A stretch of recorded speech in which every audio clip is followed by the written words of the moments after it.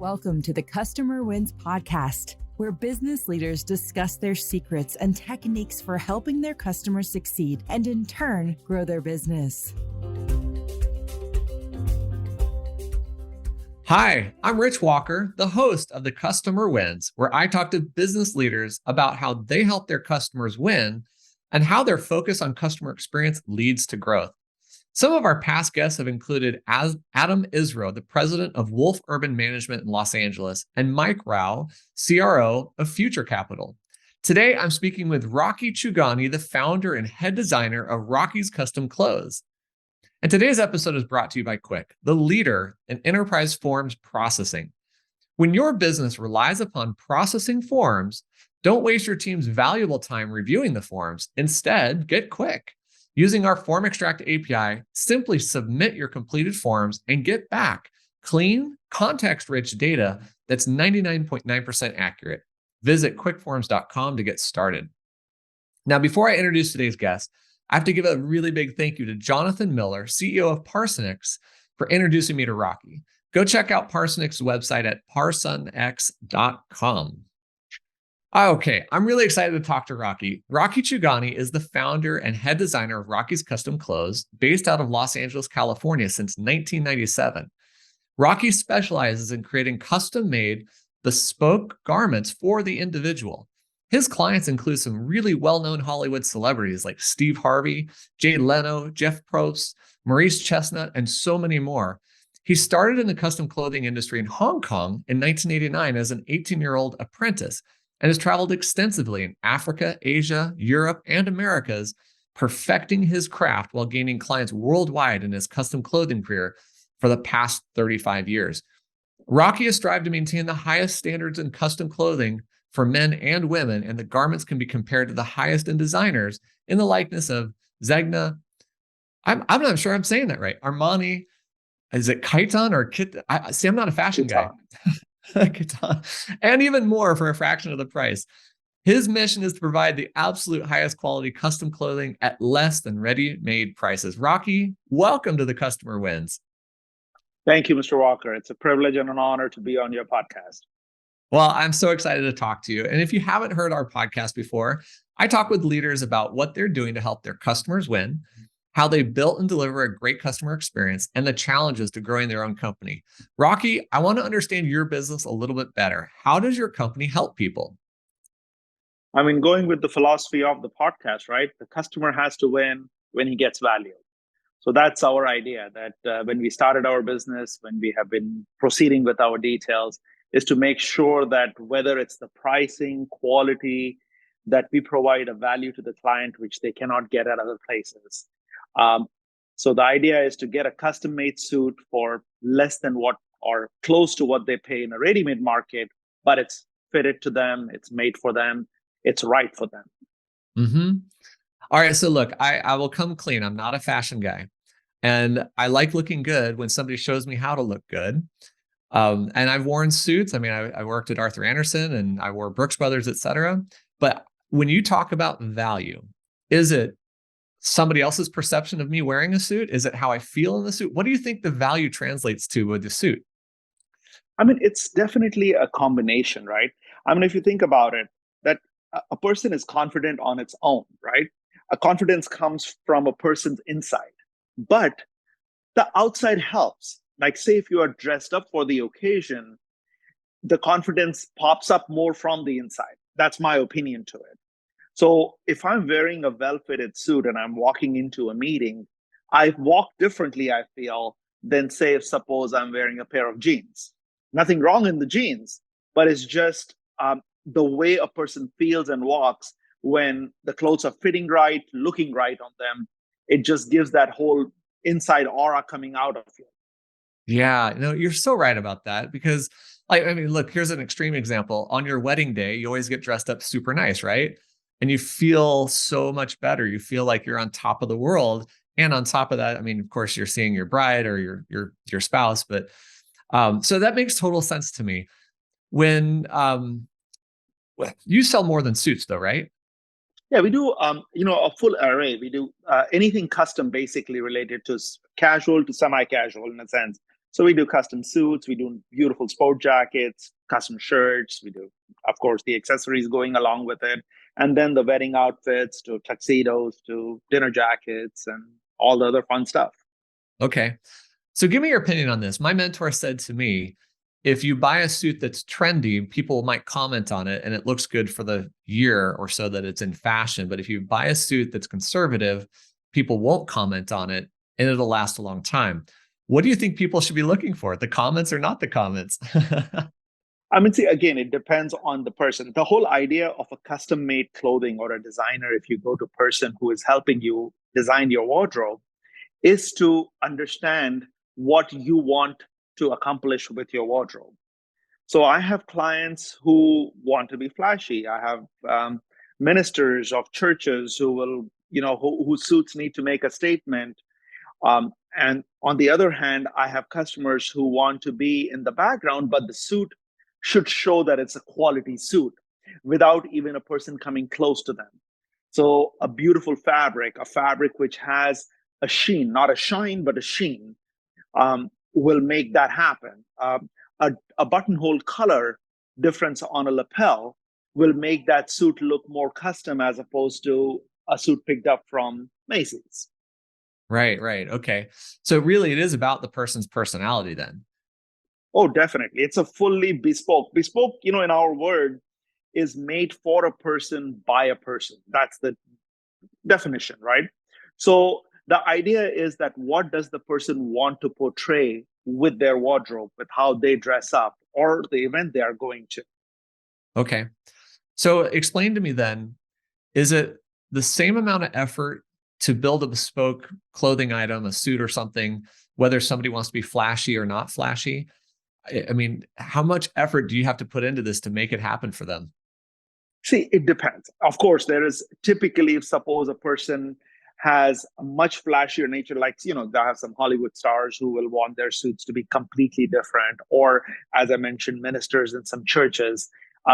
Their suit, of course, takes a little more work because there may be some extra features in there which to create, or the design factor even sometimes, because we are using 2 to 3 different fabrics to create that, of course, takes more effort. So no doubt. Yeah. Um, but that's the fun part sometimes, because a new creation. So part of the reason I'm asking these questions, Rocky, is a lot of my audience are financial advisors. They're financial professionals, and oftentimes they want to offer bespoke solutions for their clients, especially high net worth individuals. And they look at technology, they look at process, they look at their team members for how they can deliver on that. And sometimes they have to charge more for it, of course. And I hear what you're doing. And if everything is tailored and custom, and you're doing it for lower prices than big brand names, how are you accomplishing that? I mean, what are some of the tricks and techniques you could offer? I mean, as of course, my career actually started me in Hong Kong. So that's where I have opened my production facility. So the Okay. idea is that Hong Kong it's a duty-free city. So basically, we can import anything from anywhere around the world to Hong Kong without paying any custom duties or Mm, export out of it. So it's an in and out country. So our production facility is based out there. Labor cost is a little bit cheaper than here, as expected. So we can create a custom made garment for lesser prices than many a times what we could create here. We have local tailors. We have our showroom. We have tailors here who do the other stuff which we need to do once the garment is ready. But the basic construction, which is more labor intensive, we do in our Hong Kong office. So that brings our cost factor lower. It's our own production line. We have tailors who are working for us. We don't contract outside. We buy our own fabric. So we have contracts with Loro Piana. We have contracts with Xenia. We have contracts with Dormel. So these are high-end manufacturers of fabrics from Europe, which we buy fabrics directly from. So automatically, just like in any business, when you're buying direct and you're buying in a decent quantity, you get a better pricing. And that's what we can offer to our client in the retail side, giving them that benefit, that value, and right. making the customer win. So you guys are vertically integrated in the sense that you're controlling all the different aspects. You have influence and control over all the aspects of your product quality. And therefore you're managing costs and you're managing delivery and speed, right? Definitely. I think that would answer that. Awesome. No, I think it's really good to think that way because a lot of the customers I work with, they ask, should I buy something off the shelf? Should I build my own solution? And how do I bring them all together? And it's an age old question. It's one you've answered for your business that allows you to have this efficiency, but also this high end output and creation at the end of it that satisfies people. Yeah, that makes it happen. So let me ask a totally different perspective, because when I think about customer experience, it's not just the end result of having the suit, right? So what happens when somebody contacts you for the first time? How do you create an experience where they say, I want to work with Rocky and I want the output of, his results? See, exactly. Now, what we do is, and that's what I actually train my staff, my sales professionals, that we need to learn to listen to our client. And that's the hardest part sometimes, because once we have been in the line for a long time, somehow we feel that we know exactly what the customer wants. So the idea is, when a client walks in, and and there are different kinds of clients, right? There are clients who know exactly what they want. I have a client comes in, I'm looking for a purple suit for this outfit. Sure. But on the same hand, there are other clients who are coming in that, okay, I need a wardrobe redesign. I have just gotten a new place. I'm now this company, I'm working here, and I need to look the part. So this is what I need. Tell us what. So there's two kinds of people, right? One person who knows exactly what they want, and then we just hear what they want. We try to create that. And if suppose there is something completely weird, that's a purple suit with a pink lapel, we will of course try to say, hey, are you sure, right? But on Right. the same hand, um, so the other hand, most of our customers would be like your financial professionals. We do a lot of work with Morgan Stanley, Smith Barney's, kind of the typical brokerage companies, Chase, are typical business suit wearers. So when they come in, they are looking, of course, to portray their business with what they wear. So they may not want the bold colors, but on the same hand, if they are their client is the upper echelon of the society, they want their suit to make that statement. They Right. want the suit to look good and hang good on them as well while they are going to a client's appointment. So we automatically address that. There is fabrics which work better for different physiques, for example. So a person who is bigger, a person who is a smaller frame may want a much more tapered of a feel. So there's a fabric which will have more stretch factor to it, which will help that. Right. So I remember that in the 90s when I was buying suits, because I really haven't had much suits since then, but I found that I was a better fit with Armani than Hugo Boss. Hugo Boss was broader in the shoulder than I was. I tend to be tall and slender, so Armani was a better fit. Um, I mean, a custom fit would have been really nice, though. There we go. We got to get you started on that soon now here. We'll work on it for sure. So let me ask another kind of insight here. It's really, really hard to listen to customers. I mean, you kind of stated that. What do you think are the techniques to really ensure that you're listening to a customer? I mean, when you say it's a technique, it's just basically, and I notice it in myself, right? Sometimes before a question is placed to me, I kind of know the answer sometimes, because again, being in the line for 35 years, but I think that makes it more disrespectful to the client, right? Because if he hasn't asked the question, and if I answer his question, he's feeling the other person is not listening. So the idea is that yes, we have to spend more time at, even though we are all busy, right? We are all running around doing 20 things at one time. But the idea, and that's what I try to train myself and then try to train my staff as well, that let the person complete their whole thing. Like, instead of just coming up with what you think they want, let them complete their thought process. They are here for a reason. They want to tell you what they want. And that's what makes them feel good, because that's what they want. Mm-hmm. Uh, and once we hear them out and we provide them the solution, it becomes their thought process, that it becomes, this is what I wanted. This is not what Rocky's Custom Clothes wanted to sell to me. This is actually what I came here to buy. Because if suppose we sell them what we wanted to sell them, even though it may have been the same product, If it doesn't come from the client's heart that this is what they wanted, they may feel at the end of the process that, hey, I bought it, but did I really want this or not? We don't want that process to come in ever. Yeah. So listening is basically keeping our ears open and then let the person talk. So, I mean, that's hard for people to, shut up long enough to listen to the person actually say what they want to say. But there's another aspect to this, and by the way, I mean, I love this style of communication. I love trying to really understand what people want. I think there's another aspect to this, which is even if you listen, you may not have heard the reality of what they're trying to get to. Maybe they can't articulate it, and maybe you have to, I don't know, explore with them. So, do you guys do that? Do you help them think through their challenges and? Definitely. I mean, see, like, for example, a client comes in and, I was taking a purple suit example, which is the weirdest, like a color for a Right. typical men's suit, right? But if a person comes up with something of a color, we don't say that that's bad on you. We would actually put a purple fabric in front of him. But then we would suggest, instead of going a bright purple, how about going a black suit with a purple hint to it, or a blue suit with a purple stripe to it?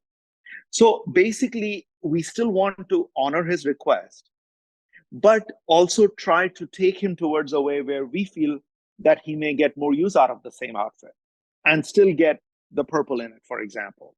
Yeah. And then there is the client who wants that color because, for example, he may be belonging to a fraternity which needs that. It may be a company color which they want to portray in a company party.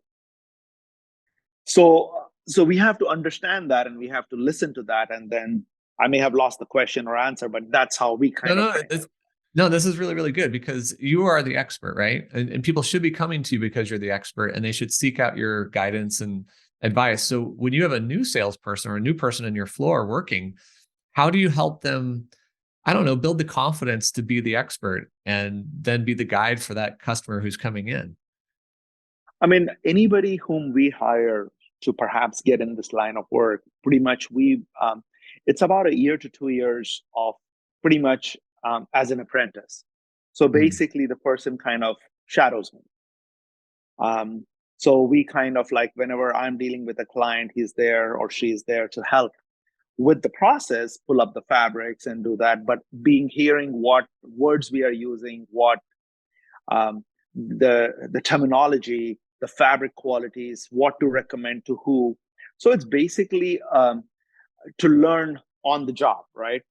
And then at the same time, we are training them how to take measurements, how to foresee what problem the tailoring aspect would create on each person, because the whole idea of a bespoke garment is that the suit is being made for that person. So if a person has a hunchback or if a person has a sloping shoulder, uh, those things need to be addressed, and the cutter or the tailor needs to know about those things.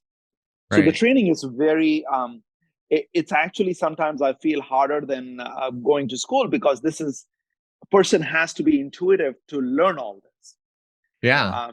and it's a process, um, and that's why it's harder in a sense, but it's rewarding. Thankfully, it works out. And I bet the people that you bring on board are people who really, really love people. They enjoy working that closely. They have to the whole idea is that they have to be as I think in any business you want a person to be able to hear. We were just talking about it. So the person has to be able to hear what the other person wants, which is the most hardest these days, and then provide the solution to it. I mean, brings me to an interesting thing which not too many people know, but if you think about it, all our bodies are not symmetrical, pretty much, Right. because we measure people, right? So 98% of people, one shoulder is lower than the other. Is it? Uh, and so we have like literally tailoring devices which measures like Home Depot stuff almost, but it's a tailoring device which measures the shoulder slope. Hmm. And so we kind of go to that much detail that if suppose a person's one right shoulder is quarter inch, half inch lower, then the jacket shoulder has to be adjusted accordingly. Um, and that's where custom made comes in, because when you talk about Armani, you were talking about, and Hugo Boss, you were talking about, those suits are cut for, say, a size 40 is cut for a person who has a chest of 40, stomach of this, waist of this, and it has to fit everybody who is in that size. Right. Little alterations are done, but typically that has to fit everybody. In our case, it's not based on that. Our case is not just measurements, it's actually based on their posture. If the person back is a little more curved, if the person walks a little differently, so it's cut for that person. So a suit, when it's made for a person with the same 40, 32, 36, will not fit the other 40, 32, 36 because this has been cut for this one person individually. Yeah. And that's how that person feels good. Like when you put a jacket on or a shirt on, which is made to those kind of specifications, the jacket, the shirt moves with you. You don't feel like after you get back from work, hey, I need to get out of this right now. Yes, I do want to get out of it, but I'm comfortable. I don't mind sitting in it and chatting with my family for a few minutes. It doesn't matter. I don't need to get out of it. It's not like it's a uniform. Right. Man, Rocky, I love the fact that you have these details, that you've thought about these details, you're aware of it, because this is really, I think, what builds expertise and enables you to do what you do. I also want to comment on something else that I want to articulate. I haven't actually talked about this as a fundamental, but I think one of the fundamentals you're expressing to create a great customer experience is that you actually have to love your customer. You have to love what No the doubt. outcome is, right? No doubt about it.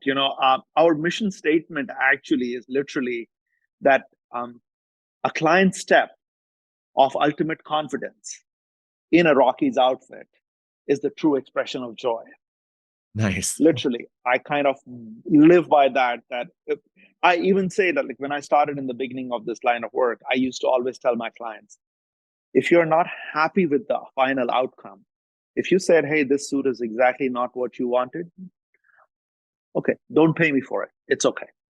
Yeah. Thankfully, we have enough. It's not our idea is our client has to be happy with the result, and that's how thankfully we have grown to where we are at 30 plus years of doing what we are doing. Yeah. I mean, you're there by no mistake. You've done this with the right Thank God. principles. Yeah. Thank God. No, and I value that too. In our company, I like to tell customers, and I don't like it to be lip service. I like to tell them, we don't have unhappy customers. I'm not here to make a sale. I'm here to add value. I'm here to make sure that it's the right solution. So therefore, I feel like my job is to help you make a high quality decision about whether we're the right solution for your needs. Makes full sense. Makes full sense. Yeah. Uh, Let me ask you a totally different line of question. I talk to a lot of people in technology and emerging things that are happening. So one of the hot topics in my world is artificial intelligence, and I don't know how it might impact a clothing store and the clothing community. So I'm just curious, how do you see artificial intelligence or AI impacting you and your customer experience? just like anything, we are playing with it. I think we are trying to develop an app where a person could take measurements based on their phone. Basically, they have to wear some kind of tight clothing and stand in front of their phone cameras. And the phone takes all these different images, which is processed using AI technology, giving us the measurements we need. Mhm. It works good to a certain extent for certain people, but the main thing which is still causing problems is that when a person does it in their home environment, it's not a lab setting. Yeah. So the lighting makes a difference. Like small things like that, which make a difference, and you don't get the exact what you want. Now, does it create a better garment than a ready-made? Sure, but it doesn't make it perfect yet. But I think it's this project is evolving so fast. I mean, I'm not from a technology background, but it's moving so fast that I think it's coming up pretty soon that'll make it happen. Now, I always have prided myself being the old-fashioned tailor business, meaning to say that, an old-fashioned tailor is where you go, you feel the fabric, you touch the fabric, you meet the tailor measures you, you know, uh, and makes the suit for you. It's that typical Savile Row experience, which people used to go all the way to London to get their suits made. Right. So we have always tried, and that was our original concept, that when a client walks into our showroom, to give them that Savile Row experience. Of course, AI is a complete different side of it, but we have to move with technology. We have to move with what today's crowd wants. Today's client wants to shop at 12 and at midnight on their phones and on the iPads. And of course, we cannot provide that, without using AI or without using technology. So do you feel that, I mean, in part, you're listening to the customer and their desires for this, but do you think this will open up your business to more international sales or global sales? I used to do a lot of international sales, honestly. We used to actually do trunk shows a lot in Germany mostly. But we kind of, there's so much business here in the US that we kind of like, we concentrated our business here, which has been good for us. We kind of said, okay, this is our market. We're going to feel, because it's harder to say this, but it's true that fashions in Europe are slightly different than here. The fit is slightly different than here than there. Right. So things change. And we kind of even we can even go state by state. Like we do a lot of trunk shows. And we do trunk shows in Georgia, Tennessee. Next week, I'm in North Carolina, Florida. So different states, different cities have different ways of what people wear. I mean, I'll tell you even an example. So New York being one state, what we sell in Manhattan and what we sell in Rochester, which is upstate New York, is so much different in fabrics and the way the feel is, the way the look is. It's just two different cities and two different way people wear clothes. Wow. So we have to be ready to do that as well if we are going more towards international sales and all of that. Okay, so let me ask you a question that would be impossible for me to answer. I'm not sure you can answer it, but you're in this business, so I want to ask it. Do you know trends in the financial services world for colors or suit types or collars or anything that you could prognosticate on and say, what's the next season look like for us? Here we go. So do you remember, of course, everybody knows that movie Wall Street, right? It made these shirts popular, which were with white collars and cuffs. Michael Douglas wore them. Love those. And then Michael Douglas made it even more popular by making the shirts actually horizontal stripes. So usually a striped shirt, it's vertical.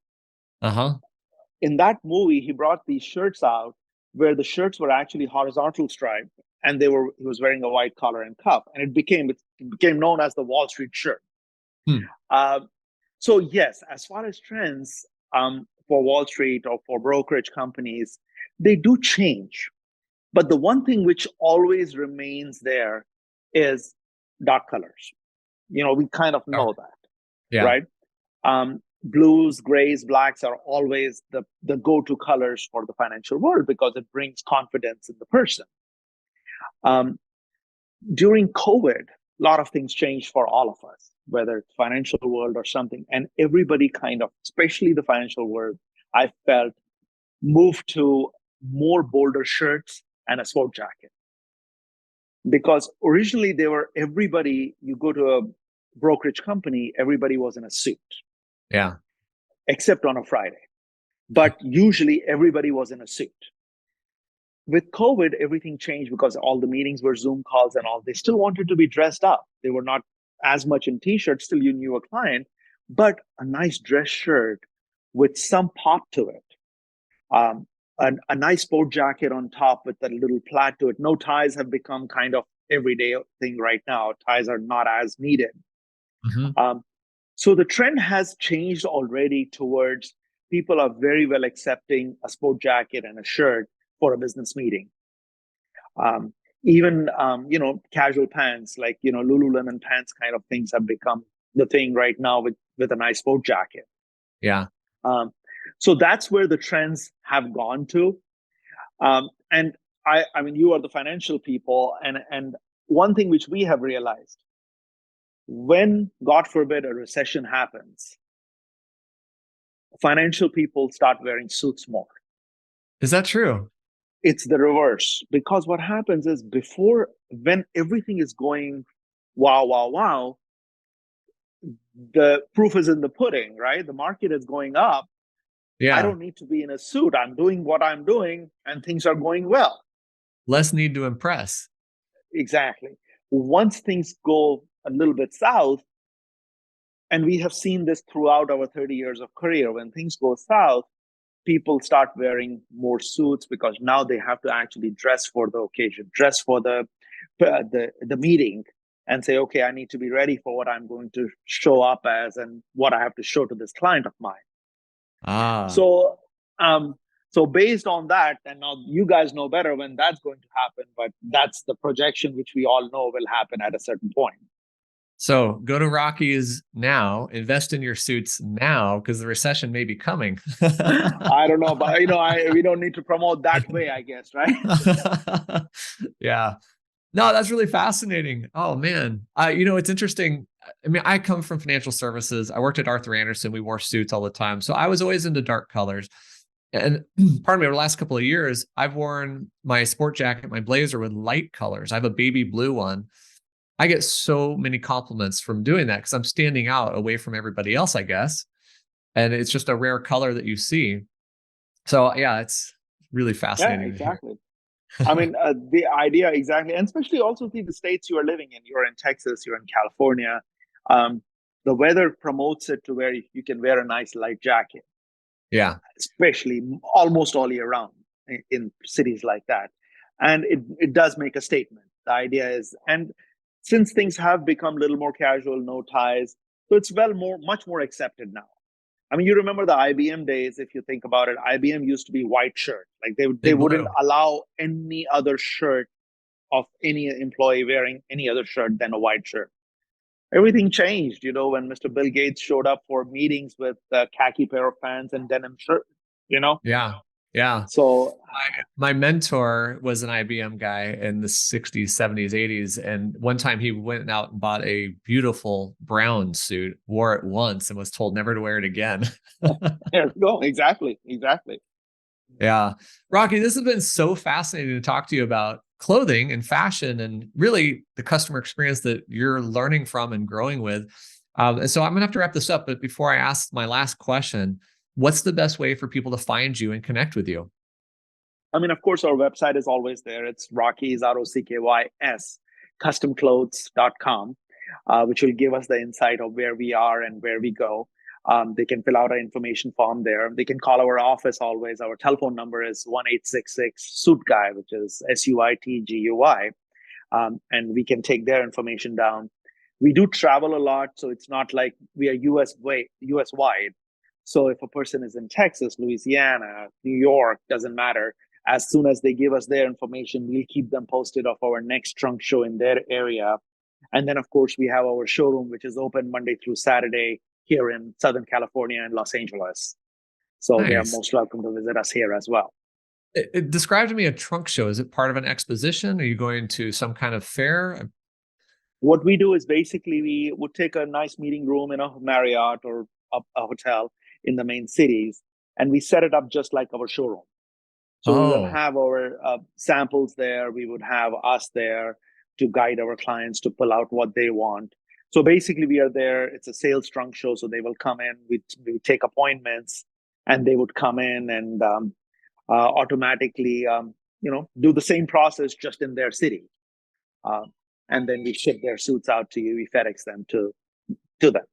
And so any city which we go to, we frequent that to pretty much every 4 months. So every year we go 3 times a year to New York, to Washington, D.C., Maryland, all of these different states.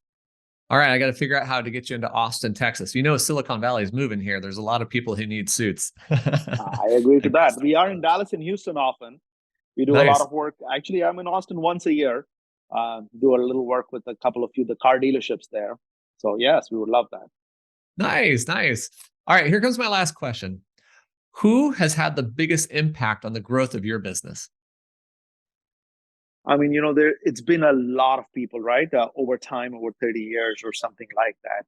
But I think one of the major insights was that I met a client of mine. He's Pastor John Jenkins out of Maryland. He has one of the biggest, I would call it a mega church in Maryland.